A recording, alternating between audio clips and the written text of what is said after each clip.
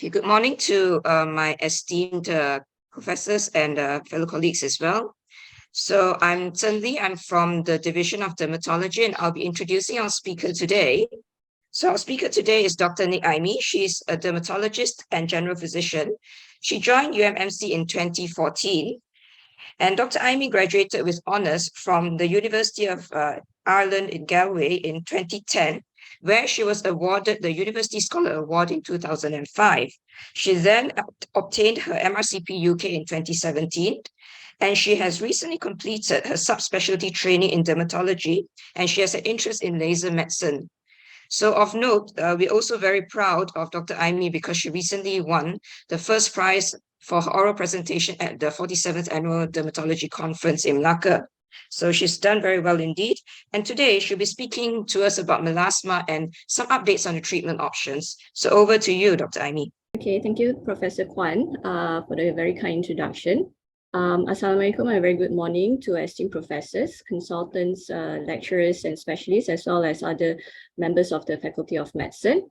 Thank you for joining me on this very gloomy Wednesday morning as I share my talk on the different treatment modalities for melasma, focusing on tranexamic acid and laser. Let me just share my presentation here. So this is just an overview of my talk today. I'll be giving a brief introduction of what is melasma, talking about its etiology, how we evaluate the different types of melasma, an overview of the treatment options, focusing on tranexamic acid and lasers, as well as a few take-home messages. So melasma is a common chronic and recurring symmetrical hyperpigmented skin disorder. There are multiple triggers for melasma. Fitzpatrick, it is more commonly seen in Fitzpatrick type 3 to 4 and rarely seen in the Caucasians and African diaspora. Certain hormones, especially estrogen and pregnancy, can actually trigger off melasma, and in pregnant ladies, we can have this pregnant mass. Other triggers include sun exposure, skin inflammation, certain medication, as well as genetics. So although it is a benign skin condition, it can cause marked cosmetic disfigurement, leading to psychological stress, and it is also challenging to treat. So before we move on, we should at least understand the pathology behind melasma. So as depicted by this histopathology examination of the skin, on the right two pictures, we have normal skin as comparison. On the top left picture, we can see an increase in epidermal melanin deposits, as well as dermal melanophages, while the bottom left picture shows enlarged and intensely stained melanocytes with prominent dendrites. So in melasma, there are the same number of melanocytes in lesional and perilesional skin. However, melanocytes in the affected skin are larger, contains more melanosome, and shows more and very prominent dendrites that can extend to the basal layer of the skin.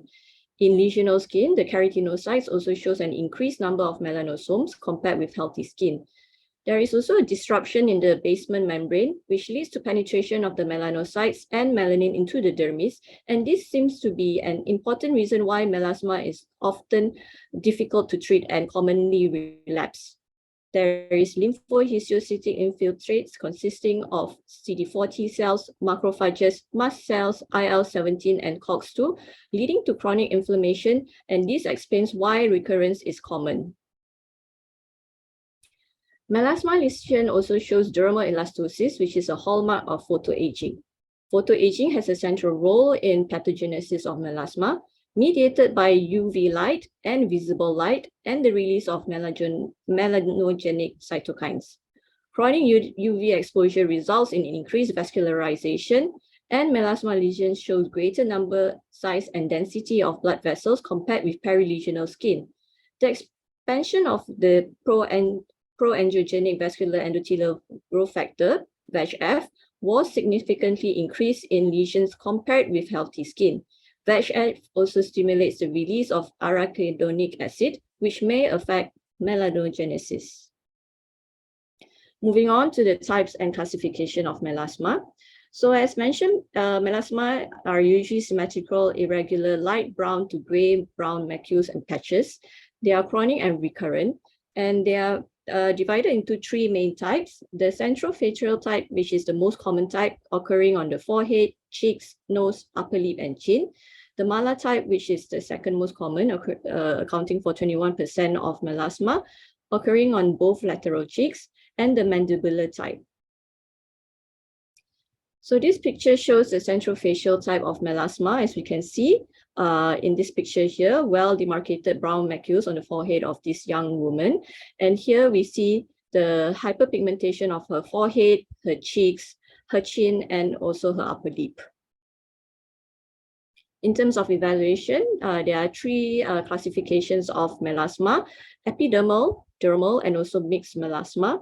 How we try to differentiate them is by using the Wood's lamp. However, it's only helpful in Fitzpatrick type 1 to 3 skin type.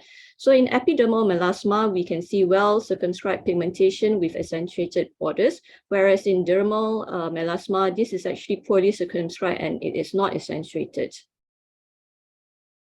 We can also use dermoscopy to assist us, where we should be able to see accentuation of the pseudoreticular pigmentary network, increased vascularity, telangiectasia, as well as pigment structures. So this picture shows the evaluation of different classifications of melasma, the top being the epidermal, followed by the mixed, and the bottommost is the dermal type. So as we can see under Wood's lamp, the borders of the epidermal melasma is quite accentuated here. However, in the dermal type, we can hardly see it under Wood's lamp. And under dermoscopy, we can see patchy brown reticuloglobular network, grayish granules, accentuate honeycomb patterns, as well as perifollicular pigmentation.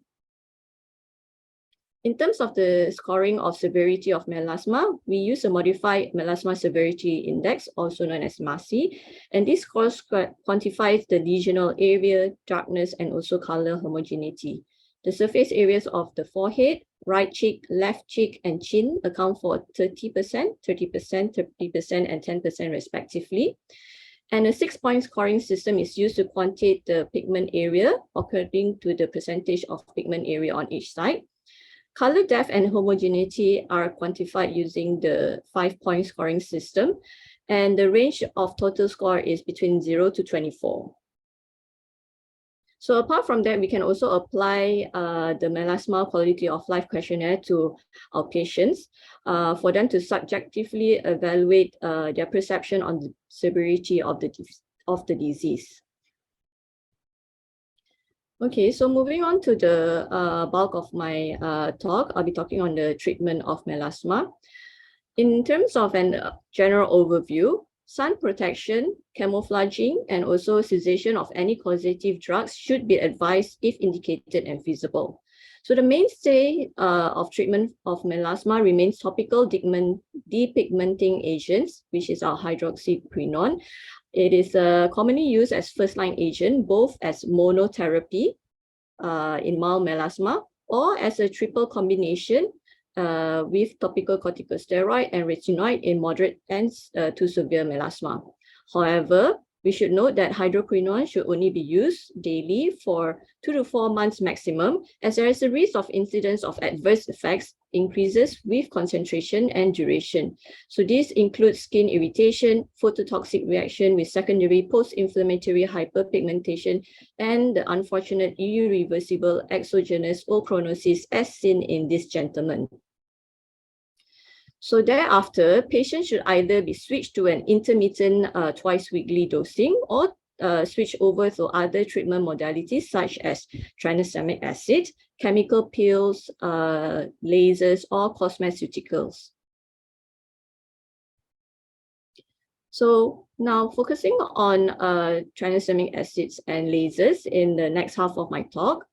Tranexamic acid reduces melanin synthesis by inhibiting angiogenesis. It may be used topically, intralesionally, or orally. So tranexamic acid is a plasmin inhibitor, as seen here. It inhibits the plasminogen activator, which converts plasminogen into plasmin. So its effects on plasminogen-plasmin pathway interfere with the keratinocyte-melanocyte interaction, thus inhibiting melanin synthesis. Apart from that, it also reduces expression of the VEGF and endothelin-1, therefore suppressing angiogenesis associated with melasma. What about oral tranexamic acid?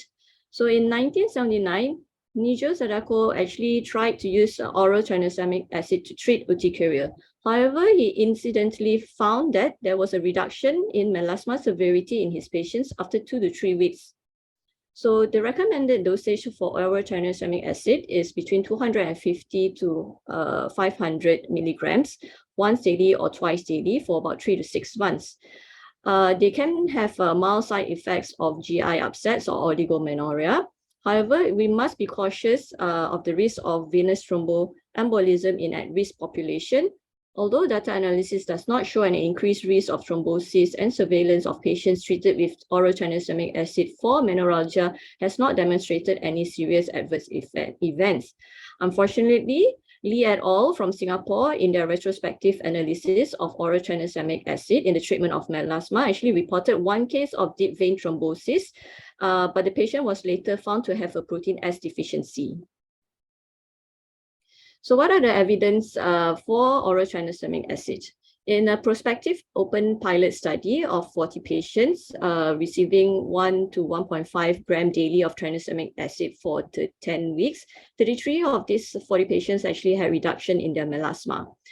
And when compared oral tranexamic acid to cosmeceuticals, oral tranexamic acid together with cosmeceuticals actually showed significant reduction in melasma. What about the different dosage of oral tranexamic acid? In a study in India, comparing 250 milligram once daily of tranexamic acid to the higher dose of 500 milligrams twice daily, in the higher dose, they actually showed a significant early reduction in the MASI at 8 weeks. However, at 16 weeks, the efficacy and safety in both arms were actually comparable. So this picture here shows the different dosage of oral tranexamic acid. In the top left corner, we have the lower dosage of 250 milligrams daily. So this is at week 0. The second column is actually at week 8, and this column here is at week 16. So we see that there is a reduction of the melasma at week 16. And this is the picture here on the right bottom corner is the higher dosage of 500 twice a day. And we can see at week 8, the reduction is actually marked. However, at week 16, it's actually quite comparable with the lower dosage. Moving on to topical tranexamic acid. Now, unfortunately, they come in a variety of formulation, vehicles, and regimens, and therefore trials have actually shown variable results. But we know that they do not perform as well as oral tranexamic acid. Topical tranexamic acid can either be used as a combination therapy, or it can be used alone as maintenance therapy for melasma. So the evidence behind topical tranexamic acid, in a vehicle-controlled study, the liposomal 5% tranexamic acid used for 12 weeks in Thailand actually showed 51% reduction in the patient's MASI score. And when comparing topical tranexamic acid to topical monotherapy of hydroquinone, there was reduction in MASI in both arms. However, it was not statistically significant. The same was repeated again, findings in an Iranian trial where both topical tranexamic acid as well as hydroquinone monotherapy showed reduction in MASI, but it wasn't statistically significant. So when comparing topical tranexamic acid to our gold standard triple combination, topical tranexamic acid did not fare as well as the gold standard. So moving on to the third preparation for tranexamic acid, we have intralesional tranexamic acid. Unfortunately, it is not commercially available. So it is prepared as a 4 milligrams per ml solution from the commercially available 10 milligrams per ml injectable solution. It can be delivered either transepidermally by microneedling or intradermally by localized microinjections. So in a prospective open pilot study in Korea, 4 milligrams of tranexamic acid injected weekly for 12 weeks actually showed a statistically significant improvement in the patient's MASI from baseline at week 8 as well as at week 12. When we compare intralesional tranexamic acid with the monotherapy of hydroquinone, both showed complete improvement. However, there is some slight statistical significance in the tranexamic acid arm.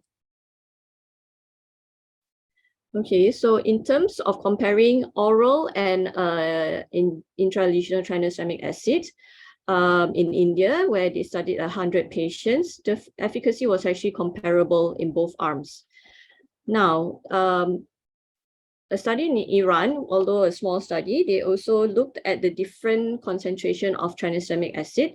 So they compared the standard 4 milligrams per ml of tranexamic acid with the higher concentration of 10 milligrams per ml. Both showed significant decrease, but it wasn't statistically significant in terms of the difference. What about the different delivery system, be it microinjections or microneedling? In India, they studied 60 patients and for up to 3 months, and both showed improvement.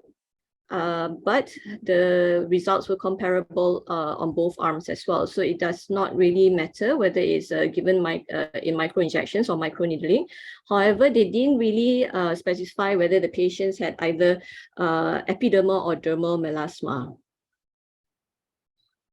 Okay, so this picture shows the different delivery system and the outcome. So in terms of microneedling, this lady had a good response. And also for microinjection, this gentleman also had a good response in terms of intralesional tranexamic acid injections. So moving on to the second part of my talk, focusing on laser as a treatment modality for melasma. We first need to understand the concept behind laser. So Anderson and Parrish first came up with the concept of selective thermolysis in 1983, where they say laser energy can be absorbed by a chromophore, leading to its controlled destruction without significant damage to the surrounding tissue. So there are 3 principles that needs to be applied. First will be wavelength. The wavelength of the laser light needs to correspond to the absorption maximum or lie within the absorption spectrum of the target chromophore. Pulse duration or width of the laser must be equal to or shorter than the thermal relaxation time. So the thermal relaxation time is the time needed for the target chromophore to cool down to 50% of its temperature. And this time is actually proportionate to the size of the chromophore. Fluence is the energy needed to destroy the chromophore. We also need to understand the photoacoustic aspect of it. So acoustic waves are generated by chromophores to a very short duration pulse laser. And this wave leads to tensile stress that exceeds the fracture threshold of the particle. So in photothermolysis, the laser energy is delivered slowly, leading to photothermal damage, whereas in photoacoustolysis, the laser energy is rapidly, leading to even the smallest pigment particles shattering. Now, there are 3 main endogenous chromophores in our skin, and they are melanin, hemoglobin, and water. Each of these chromophores has its own absorption spectrum and absorption peaks. Melanin shows a decreased absorption spectrum ranging from 400 to 750 nanometer.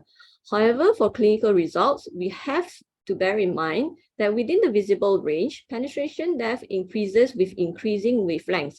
Hence, although the highest melanin absorption is at a short wavelength within the visible range, those wavelengths will not penetrate deeply enough to, for example, reach the melanin located in the dermis and consequently treat the dermal pigmented lesion. So in the past, we tend to shy away from lasers for the treatment of pigmentary disorders because of this unwanted effect. So patients can get punctate leukodoma, which is all this confetti-like hypopigmentation. Or patients can also get post-inflammatory hyperpigmentation. As we can see here, the hyperpigmented patch actually worsens after treatment. And these are generally seen with ablative lasers, for example, CO2 lasers and urban yak lasers, high-energy pigment lasers and intense pulse light, as well as high-energy non-ablative fractional lasers.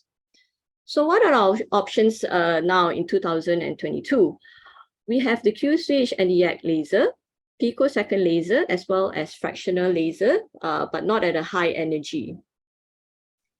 So focusing on the Q-switch and the yak lasers first, it induces subcellular selective photothermal ablation, leading to reduction in melanosomes, but no damage to the melanocytes. So these are the wavelengths that we generally use, but mainly the 1064 nanometer. And the mode we use is a very low energy mode of less than 3 joules per centimeter square. And we generally would choose a larger spot size, and it is done every 2 to 4 weekly intervals. So in this paper shown by the Koreans in treatment of melasma with the toning low fluence 1064 Q-stitch and the yak laser, 50 patients with melasma underwent weekly toning for 15 weeks, and the patient and clinician rated the outcome subjectively.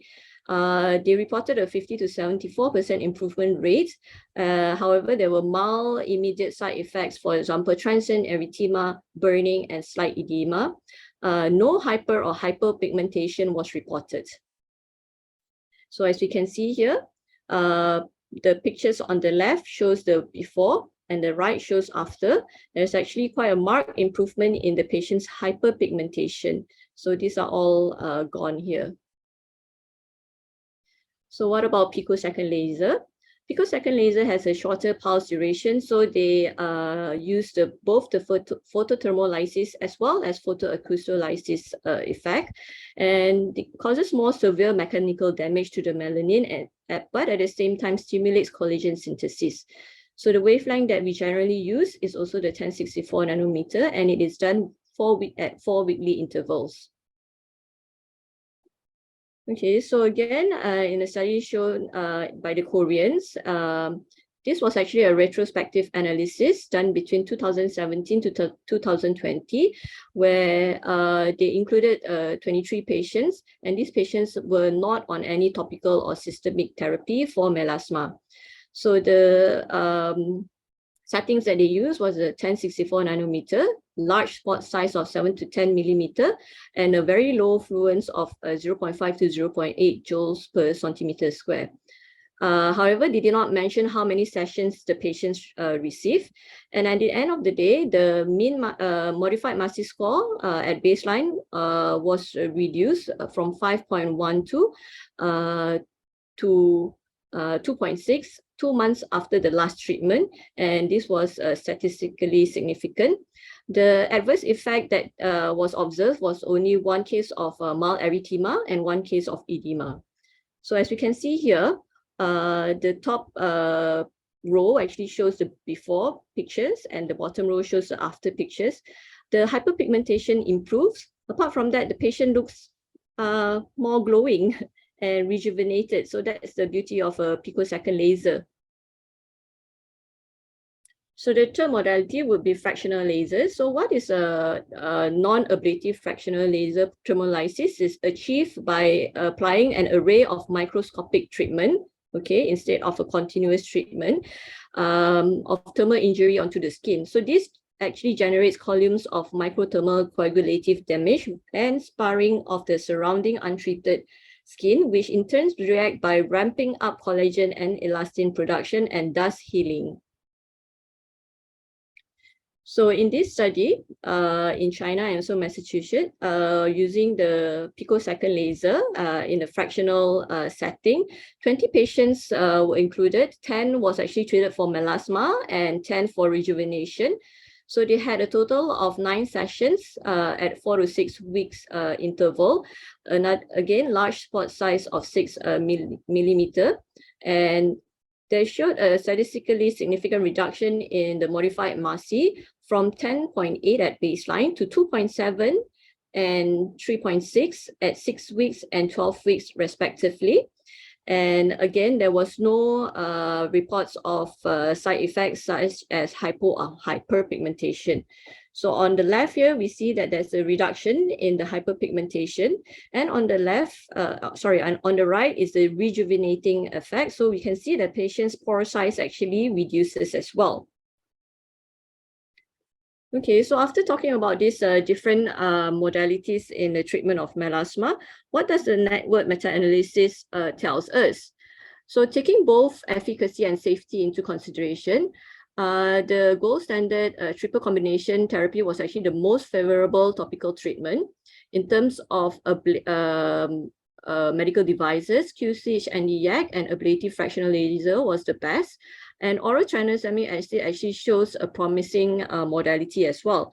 So in conclusion, QCH and YAG, ablative fractional laser, the topical combination therapy, and oral tranexamic acid will be the preferred way to treat melasma by dermatologists. So to take home, melasma is a common and chronic benign skin condition, especially in our Asian population. It can affect our patients in terms of their quality of life, socially, and also psychologically.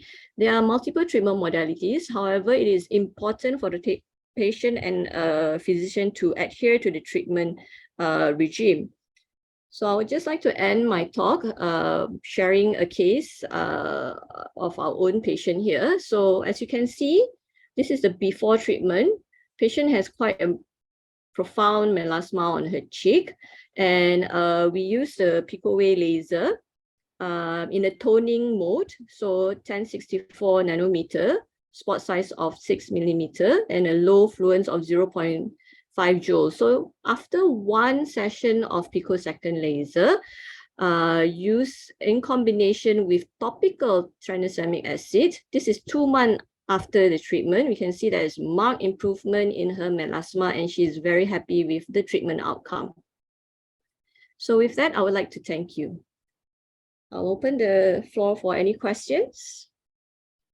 All right, thank you, Dr. Aimee, for the very informative and engaging talk. So does anyone have any questions? You can put it in the chat as well if you prefer that way.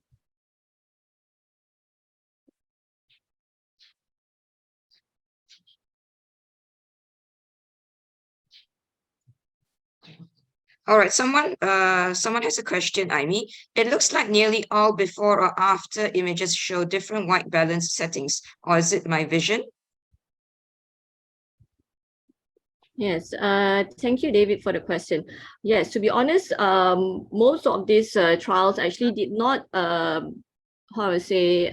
use a very uniform setting in terms of their clinical imaging. So that is one of the what do you call it? One of the downside of these trials. It's not very well thought of. However, when we look at the objective scoring of the MASI scores, they all showed a significant improvement.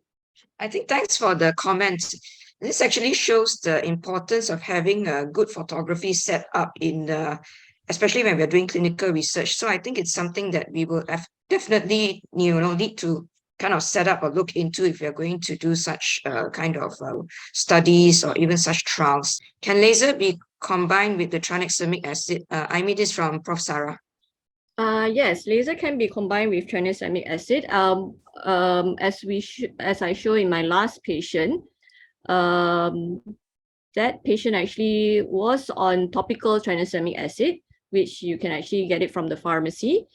And she had one session of the picosecond laser, and the outcome was actually very good. So we are still continuing treatment for her, and we are still following up with her progress. So actually, I think, yeah. Oh, sorry. Yeah. Yes, sorry. Yeah, go ahead. Sorry about that. Okay, but in terms of oral tranexamic acid, we generally will use it as a monotherapy first and see how the clinical outcome, or combine it with a topical therapy and see whether there's any improvement or not. So the thing about this oral tranexamic acid as well as the triple combination therapy, it is only advocated for a short-term use because of its adverse effects. And generally, patients will either need to be changed to other treatment modality or use other treatment modality concurrently for better outcome. Is there anything else? I think the other thing, just to add on to comment that in the treatment of melasma, we also emphasize a lot on the role of sun protection, Yes. To prevent it from worsening. So we do need to counsel the patients on how to use sunscreens, how to avoid the sun, things like that. So they're usually quite aware. Yeah. And also, of course, the other causes of melasma, certain medications in pregnancy, usually will reassure them, after they deliver, there will be some degree of improvement of their melasma as well. So I think that will be all for today. Thank you everyone for your participation. It's been a very interesting and engaging session, and the comments have been very helpful as well. And so hope to see you again next time. And thank you, Aimee, for the talk again. So see you everyone and have a good day. Thank you very much.